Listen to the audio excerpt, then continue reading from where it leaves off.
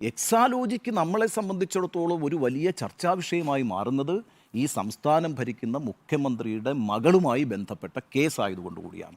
അതുകൊണ്ട് പൊതുസമൂഹത്തിന് അതിനകത്തൊരു പ്രത്യേക താല്പര്യമുണ്ട്. ഇപ്പം അരുൺ ഒരു കമ്പനിയുമായി, നികേഷിൻ്റെ കമ്പനിയുമായി ഒരു കരാറിൽ ഏർപ്പെടുകയും ആ കരാറിൽ ഏതെങ്കിലും തരത്തിലുള്ള വീഴ്ചകൾ ഉണ്ടാവുകയും ആ വീഴ്ചയുടെ ഭാഗമായിട്ട് ഒരു ഏജൻസി വന്ന് അന്വേഷിക്കുകയും ചെയ്താൽ ഞാനോ സ്മൃതിയോ അക്കാര്യത്തിൽ വലിയ കൺസേൺഡ് ആയിരിക്കില്ല.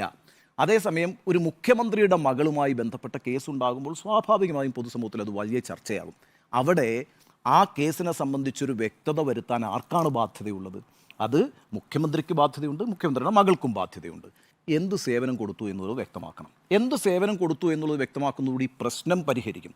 അതിന് ഈ പറയുന്ന ROCയിൽ അവസരമുണ്ടായിരുന്നു. അതിൽ നിന്ന് ആ ചോദ്യങ്ങളിൽ നിന്ന് ഒഴിഞ്ഞു മാറിയെന്നാണ് ROCയുടെ റിപ്പോർട്ടുള്ളത്. ഇവാസീവ് എന്നൊരു വാക്ക് അവർ ഉപയോഗിച്ചിട്ടുണ്ട്. അതിൻ്റെ അടിസ്ഥാനത്തിൽ വ്യക്തതയില്ല, അപര്യാപ്തം എന്ന് പറഞ്ഞുകൊണ്ടാണ് ഈ 447 എന്ന് പറഞ്ഞ വലിയൊരു വകുപ്പ് അവിടെ ചുമത്തിയിരിക്കുന്നത്.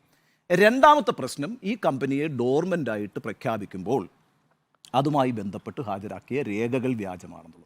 ഈ രണ്ട് കേസുകൾ നമ്മുടെ മുമ്പിൽ നിൽക്കുമ്പോൾ ആ രണ്ട് കേസുകളിലും വ്യക്തത വരുത്തിയാൽ ഈ പ്രശ്നം അവസാനിച്ചു. അത് വ്യക്തത വരുത്താൻ പൊതുമണ്ഡലത്തിൽ നിൽക്കുന്നയാളെന്നുള്ള നിലയ്ക്ക് മുഖ്യമന്ത്രി ബാധ്യസ്ഥനാണ്.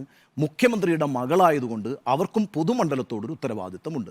അതുകൊണ്ട് ഈ രണ്ടു പേരും ഇതിലൊരു വ്യക്തത വരുത്തുന്നതോടുകൂടി മാത്രമേ ഈ പ്രശ്നം അവസാനിക്കുകയുള്ളൂ.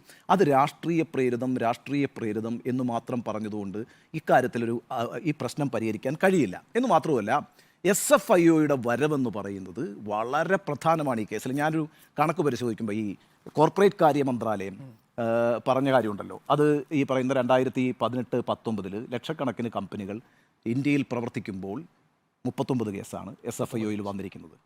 19-20 വരുന്നത് 26 കേസാണ്. 20-21 വരുന്നത് 14 കേസാണ്. അത് നമ്മുടെ രാജ്യത്ത് ലക്ഷക്കണക്കിന് കോർപ്പറേറ്റ് കമ്പനികൾ ഫങ്ഷൻ ചെയ്തുകൊണ്ടിരിക്കുമ്പോൾ ഈ പറയുന്ന 39, 26, 14 എന്നൊക്കെ പറഞ്ഞ തുച്ഛമായ കേസുകളാണ് SFIOയിലേക്ക് വന്നിരിക്കുന്നത്. അപ്പോൾ അതായത് അത്രയേറെ ഗുരുതരമായൊരു കേസാണ് അവരന്വേഷിക്കുക. സ്വാഭാവികമായിട്ടും അവരുടെ അന്വേഷണ പരിധിയിൽ വരിക. പിന്നെ ഇതിനകത്ത് ഇതൊരു സ്റ്റാറ്റ്യൂട്ടറി ബോഡിയാണ്, ഇതിനൊരു സിവിൽ കോർട്ടിൻ്റെ പവറുണ്ട്. സ്വാഭാവികമായിട്ടും അവർക്ക് കസ്റ്റഡിയിൽ എടുക്കാം. നേരത്തെ പോലെ ഈ ROCയിൽ പോയിട്ട് എനിക്കിത് താല്പര്യമില്ല, അല്ലെങ്കിൽ ഞാൻ എനിക്ക് കഴിയില്ല, അവർക്ക് കസ്റ്റഡിയിലെടുക്കാം. ആ കസ്റ്റഡിയിൽ എടുത്തുകൊണ്ട് റെയ്ഡ് ചെയ്യാം. ഇത്തരത്തിലുള്ള സാധ്യതകളൊക്കെ ഉള്ള ഒരു ഓർഗനൈസേഷനാണ്. പിന്നെ ഇതിനകത്തൊരു ആശ്വാസകരമായ കാര്യം ചിലപ്പോൾ ROC 3 മാസത്തെ സമയമാണ് പറഞ്ഞത്. ഇവരിപ്പോൾ 8 മാസത്തെ സമയമുണ്ട്. 8 മാസത്തെ സമയവും 4 മാസവും മറ്റത് 8 മാസവും. അപ്പോൾ ആ 8 മാസത്തെ സമയം നീട്ടി കിട്ടിയിരിക്കുന്ന ഒരു അർത്ഥത്തിൽ ആശ്വാസമാണ്. കരിമണൽ കർത്തയെ പോലെ കേരളത്തിൻ്റെ പരിസ്ഥിതി നാശം വരുത്തുന്ന ഒരു കമ്പനിയുമായി മുഖ്യമന്ത്രിയുടെ മകൾക്കുണ്ടാകുന്ന ഒരു കരാറ് ഒരു എൻ്റർപ്രന്യൂർ എന്നുള്ള നിലയ്ക്ക് നിഷ്കളങ്കമായി കാണാൻ എനിക്ക് ബോധ്യപ്പെടുന്നില്ല. അത് രണ്ട്, ഈ പറയുന്ന കരിമണൽ കർത്തയുടെ തന്നെ ഭാര്യ വേറൊരു കമ്പനി ഉണ്ടാക്കി, എംപവർ ഇന്ത്യ എന്ന് പറയുന്നൊരു കമ്പനി ഉണ്ടാക്കിയിട്ട് സഹായിച്ചിട്ടുണ്ട്, വായ്പ കൊടുത്തിട്ടുണ്ട്. ആ കമ്പനി ഇപ്പോൾ ഇല്ല, അത് ഡിസോൾവ് ചെയ്യപ്പെട്ടിരുന്നുള്ളതാണ്. ഈ കമ്പനിയും ഇല്ല. അപ്പം അത് നിഷ്കളങ്കമാണ് എന്ന് ഞാൻ കരുതുന്നില്ല. പിന്നെ KSIDCയുടെ നോമിനി ആയിട്ടുള്ള ഒരാൾ ഈ റിലേറ്റഡ് പാർട്ടി എഗ്രിമെൻ്റ് അറിഞ്ഞിട്ടില്ല എന്നതും നിഷ്കളങ്കമായി ഞാൻ കരുതുന്നില്ല. അപ്പം ഇതൊരു നിഷ്കളങ്കമായ ഇടപാടല്ല. പിന്നെ എനിക്കൊരു രാഷ്ട്രീയ ധാർമ്മികത കൂടിയുണ്ട്. അതായത് ഈ കരിമണൽ കർത്തയുമായിട്ടൊന്നും ഇത്തരത്തിലുള്ള ഇടപാടുകളിലേക്കും കരാറുകളിലേക്കും പോയി കൂടാ എന്ന് വിചാരിക്കുന്ന ഒരാളാണ്. അത് പക്ഷേ അങ്ങനെ അംഗീകരിക്കണമെന്നില്ല. അത്തരം ഒരു പൊളിറ്റിക്കൽ മൊറാലിറ്റി എല്ലാവരും അംഗീകരിക്കണമെന്നില്ല. അവരുടെ ഭാഗത്ത് നോക്കുമ്പോൾ എൻ്റർപ്രന്യൂർ എന്നുള്ളതിലേക്ക് ആരുമായിട്ട് വേണമെങ്കിലും അവർക്ക് ഈ പറയുന്ന ഇടപാടുകളിലേക്ക് പോകാം. പക്ഷേ CPMൻ്റെ ഒരു നയം എന്ന് പറയുന്നത് നിങ്ങളും നിങ്ങളുടെ കുടുംബവും അടക്കം ഒരു ശുദ്ധതയോടുകൂടി പ്രവർത്തിക്കണം പൊതുസമൂഹത്തിൽ എന്നുള്ളതാണ്. അപ്പോൾ അങ്ങനെ നോക്കുമ്പോൾ അത് പാർട്ടിയുടെ തന്നെ ഒരു നിലപാടിന് എതിരായിട്ടുള്ള കാര്യമാണ്. അപ്പോൾ അത്തരത്തിലുള്ള രാഷ്ട്രീയ ധാർമ്മികത പ്രശ്നമുണ്ട്. ഒരു കാര്യം കൂടി പറഞ്ഞോട്ടെ, ഇതിനപ്പുറത്തേക്ക് ഇതൊരു വലിയ പൊളിറ്റിക്കൽ കറപ്ഷനാണ് എന്നുള്ള ആംഗിൾ ഞാൻ സമ്മതിക്കുന്നു. ആ പൊളിറ്റിക്കൽ കറപ്ഷൻ എന്ന് പറയുന്നത് ഈ പറയുന്ന ഉമ്മൻചാണ്ടിയാണെങ്കിലും രമേശ് ചെന്നിത്തലയാണെങ്കിലും PK കുഞ്ഞാലിക്കുട്ടിയാണെങ്കിലും പിണറായി വിജയനാണെങ്കിലും ആ വലിയൊരു നെറ്റ്വർക്കിനെ ഈ കരിമണൽ കർത്ത മാനേജ് ചെയ്തുകൊണ്ടിരിക്കുന്ന വലിയ പൊളിറ്റിക്കൽ കറപ്ഷൻ എന്ന് പറയുന്നത് ഇവിടെ വളരെ സൈഡ് ലൈൻഡ് ആയിട്ടുണ്ട്. അതായത് അങ്ങോട്ടൊരു വിരൽ ചൂണ്ടുമ്പോൾ 3 വിരൽ ഇങ്ങോട്ടാകുന്നു, അല്ലെങ്കിൽ 4 വിരൽ ഇങ്ങോട്ടാകുന്നു എന്നൊരു പ്രശ്നം പ്രതിപക്ഷത്തെയും അലട്ടുന്നുണ്ട്. നമ്മൾ ഈ പറയുന്ന AMCയിൽ ഇപ്പം ഞാൻ നികേഷുമായിട്ട് എഗ്രിമെൻ്റ് ഉണ്ടാക്കുന്നു. നികേഷിൻ്റെ കമ്പനിയിൽ വന്ന് ഞാനൊരു സോഫ്റ്റ്വെയർ സർവീസ് നടത്തിയിട്ടുണ്ട് എങ്കിൽ നികേഷിൻ്റെ കമ്പനിയുടെ അക്കൗണ്ട് ഡിപ്പാർട്ട്മെൻറ്റിലേക്ക് ഞാൻ ചെയ്ത സർവീസസിൻ്റെ ഒരു ഇത് കൊടുക്കണം. എന്താണ്?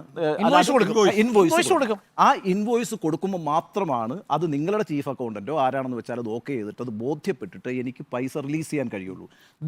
ഇതാണ് സർവീസിൻ്റെ റെക്കോർഡ് എന്ന് പറയുന്നത്. അടിസ്ഥാനപരമായ റെക്കോർഡ് ഇതാണ്. ഇത് നിങ്ങൾ പ്രൊഡ്യൂസ് ചെയ്താൽ മതി.